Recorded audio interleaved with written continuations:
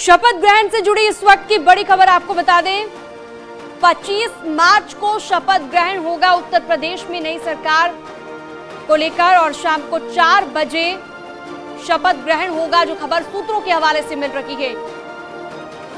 ये बड़ी खबर, बड़ी जानकारी, अटल बिहारी स्टेडियम में कार्यक्रम होगा, जो जानकारी मिल रही है। और पहले भी ये खबरें आ रही थी कि होली के बाद शपथ ग्रहण समारोह होगा, लेकिन पूरे तरीके से स्थिति अभी तक साफ नहीं हो पाई थी। लेकिन खबर अब मिल रही है सूत्रों के हवाले से कि 25 मार्च को शपथ ग्रहण होगा। ये बड़ी खबर, बड़ी जानकारी हम आपको बता रहे हैं। तो विधानसभा चुनाव जीतने के बाद से ही लगातार मुलाकातों का दौर जारी है। लगातार नई सरकार के गठन को लेकर उत्तर प्रदेश में हलचल तेज है। दिल्ली में भी लगातार मुख्यमंत्री पहुंच रहे हैं, बीजेपी के बड़े नेताओं से मुलाकात कर रहे हैं और किसी किसी मंत्रिमंडल में जगह दी जानी है, इन तमाम चीजों को लेकर मंथन चल रहा है। 6-6 घंटे लंबी बैठकें हो रही है, मंथन हो रहा है। और अब जो है 25 मार्च को शपथ ग्रहण होगा, जो खबर मिल रही है सूत्रों के हवाले से। तो पहले से ही इस तरह की खबरें ये हैं कि होली के बाद शपथ ग्रहण होगा, 25 मार्च को अब शपथ ग्रहण होगा, ये खबर मिल पा रही है सूत्रों के हवाले से। बड़ी खबर, बड़ी जानकारी, शाम का 4 बजे का वक्त बताया जा रहा है जब शपथ ली जाएगी और उत्तर प्रदेश के मुख्यमंत्री योगी आदित्यनाथ एक बार फिर से जो के शपथ ग्रहण करेंगे। 25 मार्च को शपथ ग्रहण होगा, जो खबर सूत्रों के हवाले से मिल रही है। इस पर ज्यादा जानकारी और बातचीत के लिए अनामिका फोन लाइन पर मौजूद हैं। अनामिका, बताइए और क्या खबर निकल कर आ रही है सूत्रों के हवाले से? 25 मार्च को शपथ ग्रहण होगा।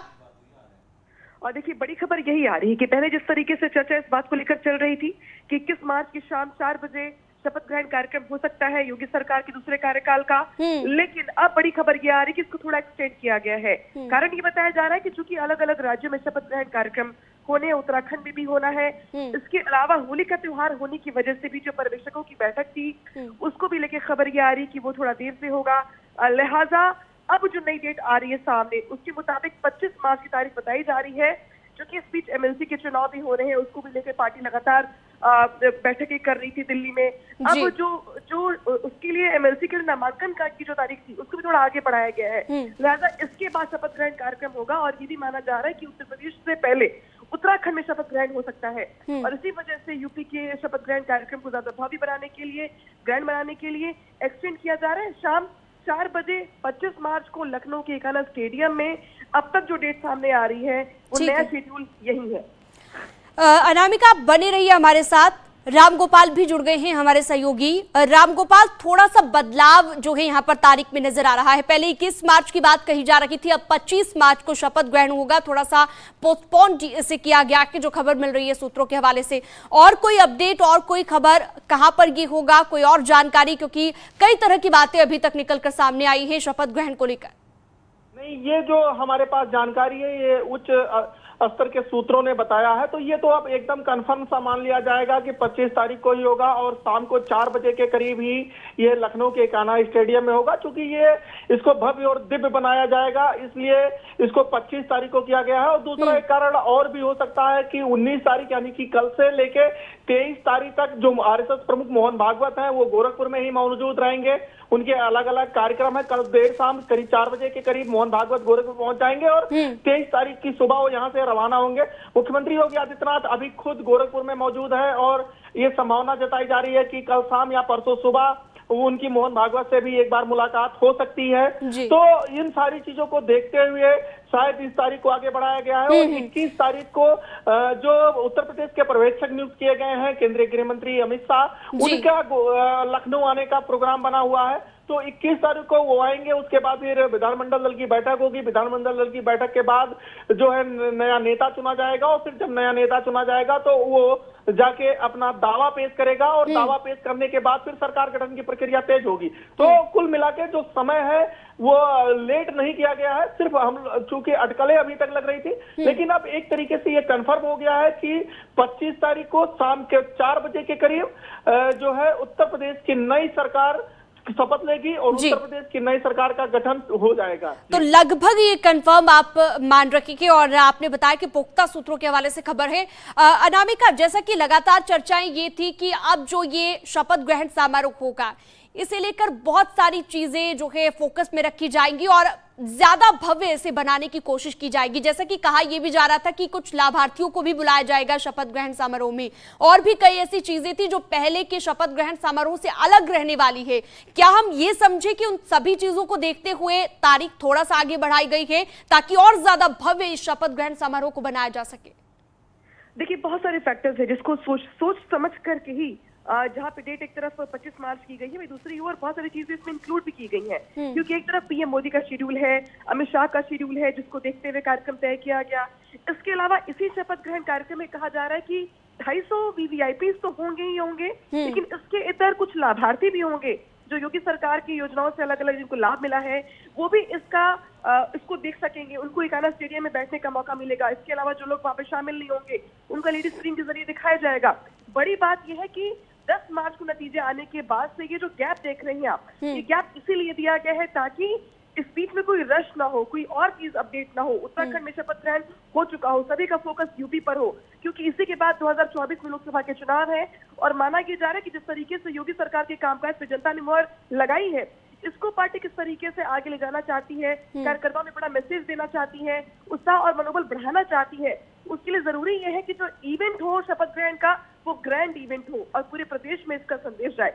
ये कारण बताया जा रहा है। दूसरी बड़ी बात ये कि जिस तरीके से सरकार का प्रारूप होगा, नई सरकार को लेकर जो गठन होगा, जिसमें कितने मंत्री होंगे, कितनी महिला मंत्री होंगे, डिप्टी सीएम होंगे, नहीं होंगे, जो गठबंधन वाली पार्टियां हैं उनकी भूमिका क्या होगी, लगातार अपना दल और निषाद पार्टी के नेता दिल्ली में जाके मुलाकात कर रहे जेपी नड्डा से, तो उनको कितने मंत्री दिए जाएंगे, उनके कोटे से कितने मंत्री होंगे, ये बहुत सारी बातें ऐसी जिसको लेकर लगातार दिल्ली बिल्कुल यही मैं अब बात करने वाली थी अनामिका। रामगोपाल भी लगातार जुड़े हुए हमारे साथ। रामगोपाल, आपसे अगर हम समझना चाहें, क्योंकि मंत्रिमंडल को लेकर भी तरह तरह की बातें कही जा रही थी और उसे लेकर भी हर वर्ग को साधने की यहाँ पर भी कोशिश की जाएगी और 2024 के जो चुनाव हैं उन्हें भी ध्यान में रखते हुए मंत्रिमंडल का विस्तार होना के और मंत्रिमंडल जो है जिन्हें शामिल किया जाना है, तो वो तमाम चीजें भी एक फैक्टर हो सकती हैं रामगोपाल कि अब थोड़ा सा आगे डिले किया गया है डेट को ताकि सभी चीजों को ध्यान पर रखा जाए।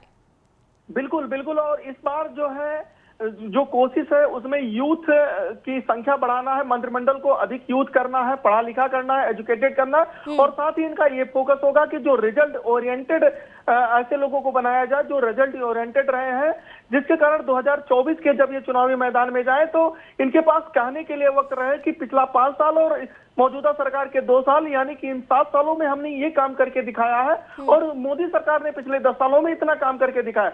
तो कुल मिलाकर रिजल्ट ओरिएंटेड टीम बनाएंगे और जिस तरीके से गोरखपुर मंडल में 28 में से 27 सीटें बीजेपी ने जीती है, तो ये दबाव भी रहेगा कि गोरखपुर मंडल से अधिक लोग शामिल किए जाए। लेकिन गोरखपुर मंडल से ही इनकी एक सहयोगी दल जो निषाद पार्टी है, वो संजय निषाद गोरखपुर से ही रहने वाले हैं। हालांकि वो एमएलसी हैं, उनके लड़के यहीं चौरी चौरा से भाजपा की टिकट पे विधायक चुने गए हैं।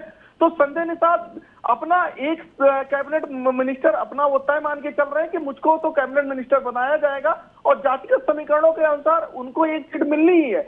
लेकिन अब एक मिलेगी कि एक से अधिक उनको दिया जाएगा, ये 25 तारीख को ही तय हो पाएगा। लेकिन अभी तक जो मंत्रिमंडल विस्तार की चर्चा है उसमें ये लग रहा है कि पूर्वांचल का जो उत्तरी हिस्सा है वो थोड़ा सा भारी हो सकता है, क्योंकि पूर्वांचल का जो दूसरा हिस्सा यानी कि वाराणसी से सटा हुआ, चाहे वो आजमगढ़, मऊ बलिया का बेल्ट हो या फिर गाजीपुर बेल्ट हो, वो बीजेपी के लिए बहुत अच्छा नहीं रहा है। तो बीजेपी की कोशिश होगी कि वहां पे 2024 को किस तरीके से साधा जाए, उसको भी ध्यान में रखते हुए यहाँ पे मंत्रिमंडल का विस्तार होगा, क्योंकि प्रधानमंत्री मोदी वाराणसी से आते हैं और मुख्यमंत्री योगी आदित्यनाथ गोरखपुर से आते हैं। तो पूर्वांचल को पूरी तरीके से अपने कब्जे में करने की कोशिश करेंगे और इस बार इनका फोकस आजमगढ़, अंबेडकर नगर, बलिया, मऊ और गाजीपुर पर विशेष तरीके से होगा। बिल्कुल, कई चीजों पर रामगोपाल फोकस रहने वाला के, और चाहे वो दलित समाज की हम बात कर ले, महिला वर्ग की बात कर ले।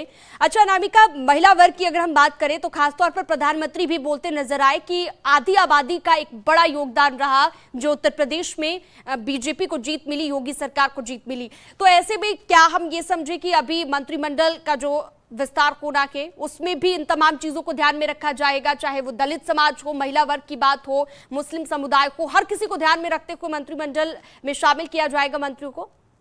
देखिए, जो जिक्र किया आपने महिलाओं का, तो ये बहुत महत्वपूर्ण फैक्टर है, क्योंकि ये रिपोर्ट भी बता रही है कि महिलाओं ने बढ़ चढ़कर 2019 के बाद से 2022 में बीजेपी पे भरोसा जताया है और महिलाओं को सबसे ज्यादा लाभ भी मिला है सरकार की योजनाओं का।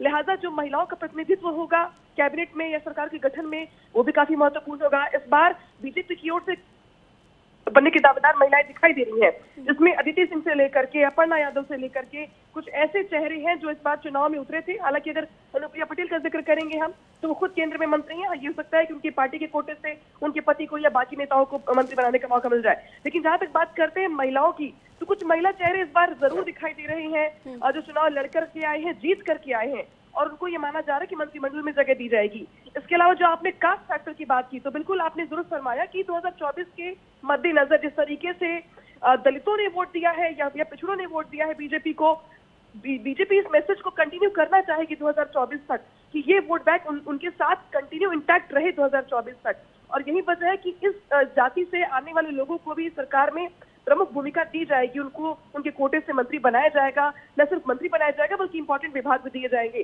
ताकि वो अपने क्षेत्र के लोगों का, अपने जाति के लोगों का आगे चलकर के प्रतिनिधित्व भी कर सके, विकास भी कर सके। तो ऐसा नहीं है, इस बार ये भी माना जा रहा है कि चूंकि पिछली बार थोड़े मंत्री कम बनाए थे, आपको याद होगा 17 के चुनाव में जब नतीजे आए थे तो कोटे के लिहाज से मंत्री थोड़े कम बनाए गए थे। लेकिन इस बार ये कहा जा रहा है कि कोई विभाग छोड़ा नहीं जाएगा, खाली नहीं रखा जाएगा, मैक्सिमम लोगों को मंत्रिमंडल में शामिल किया जाएगा। कोटे के लिहाज से 60 मंत्री हो सकते हैं उत्तर प्रदेश में, 403 विधायकों के लिहाज से। लिहाजा इस बार कोई कसर नहीं छोड़ी जाएगी। और महत्वपूर्ण बात ये भी कहा जा रहा है कि इस बार नौजवानों को भी मौका दिया जाएगा। साथ ही कुछ बुजुर्ग विधायक ऐसे हैं जो चुनाव जीत तो गए हैं, लेकिन उनकी भूमिकाएं बदली जाएंगी। यानी कि इस बार पार्टी ये चाहती है कि जो विधायक चुन करके आए हैं उनको मंत्री बनाया जाए और उन शहरों को मंत्री बनाया जाए जिनके पास विजन है सरकार में काम करने का, विभाग में काम करने का और क्षेत्र में विकास करने का। यानी कि ये जो दूसरा कार्यकाल होगा योगी सरकार का, इसमें सरकार के गठन को लेकर इतनी माथापच्ची भी इसीलिए हो रही है सिर्फ क्योंकि इस बार पिछली बार की तरह कुछ जो भूल चूक हुई या फिर जो गलतियां हुई हैं उसको पार्टी दोहराना नहीं चाहती है। बिल्कुल, उस पर भी पार्टी ध्यान देना चाहती है। ये भी एक वजह हो सकती है कि थोड़ा सा इसे डिले किया गया, लेकिन भव्य तरीके से इस शपथ ग्रहण समारोह को रखा जाएगा। राजीव भी मेरे सहयोगी जुड़ गए हैं मेरे साथ लाइव, इस पर ज्यादा जानकारी और बातचीत के लिए।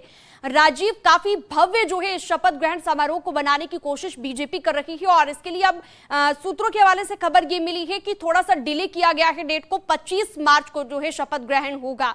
किस तरह की तैयारी है और कितना भव्य रूप इसे देने की बीजेपी कोशिश कर रही है, क्या खबर आप तक पहुंच रही है?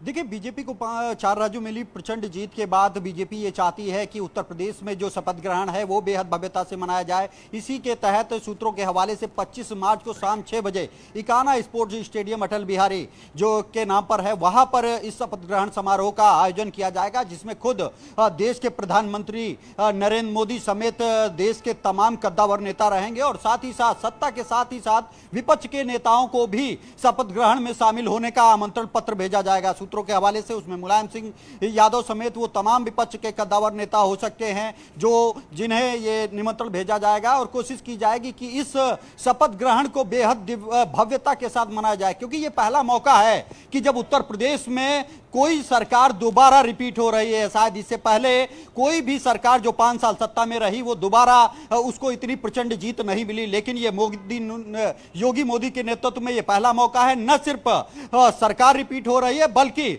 मुख्यमंत्री भी रिपीट होते नजर आएगा। अभी तक ये कहा जाता था कि उत्तर प्रदेश में जिसकी सत्ता रहती है उसको दोबारा मौका नहीं मिलता, लेकिन ये योगी मोदी ने करके दिखाया है। यूपी की जनता ने प्रचंड बहुमत दिया है और उसी के तहत अब बीजेपी की ये कोशिश है कि इस शपथ ग्रहण को बेहद भव्यता के साथ मनाया जाए, जिसकी तैयारियां अभी तक जिस पल और क्षण का इंतजार किया जा रहा था उस तारीख का ऐलान हो गया है। 25 तारीख को शाम 4 बजे अटल बिहारी इकाना स्पोर्ट स्टेडियम में बेहद भव्यता के साथ योगी आदित्यनाथ के यहां पर सीट्स जो है ताजपोशी की जाएगी। उससे पहले जो प्रक्रिया होती है कि विधानमंडल दल की बैठक होगी, विधानमंडल दल के नेताओं से एक नेता चुना जाएगा, विधायक दल की बैठक होगी, विधायक अपना नेता चुनेंगे और ये उम्मीद जताई जा रही है कि जल्द ही जो उत्तर प्रदेश के प्रभारी बनाए गए हैं केंद्रीय गृह मंत्री अमित शाह और सह प्रभारी वो राजधानी लखनऊ पहुंचेंगे होली के बाद और फिर विधायकों के साथ एक बैठक होगी जिसमें अपने विधायक दल का नेता चुना जाएगा और फिर उसको उत्तर प्रदेश के नए मुख्यमंत्री के तौर पर शपथ दिलाई जाएगी। बिल्कुल, तो आगे भी कुछ बैठकें होंगी और पहले भी हमने देखा राजीव मुलाकातों का दौर जारी रहा। हमारे साथ रामगोपाल भी जुड़े हुए हैं, मेरे सहयोगी। रामगोपाल, हम जैसा कि बात कर रहे थे कि लाभार्थी भी इसमें शामिल होंगे और जो है वीवीआईपी भी आपने जिक्र किया कि 250 से ज्यादा वीवीआईपी भी शामिल होने वाले हैं और बहुत बड़े लेवल पर इसे किया जा रहा है। खबर यह भी मिल रही थी कि 45,000 से ज्यादा लोगों के यहां पर पहुंचने की उम्मीद जताई जा रही है और शामिल जो है बड़े लेवल पर लोग होंगे, आम लोग भी शामिल होंगे। पहले के जो शपथ ग्रहण रहे उससे काफी अलग इसे बनाने की कोशिश की जा रही है और क्या नई चीजें हो सकती है?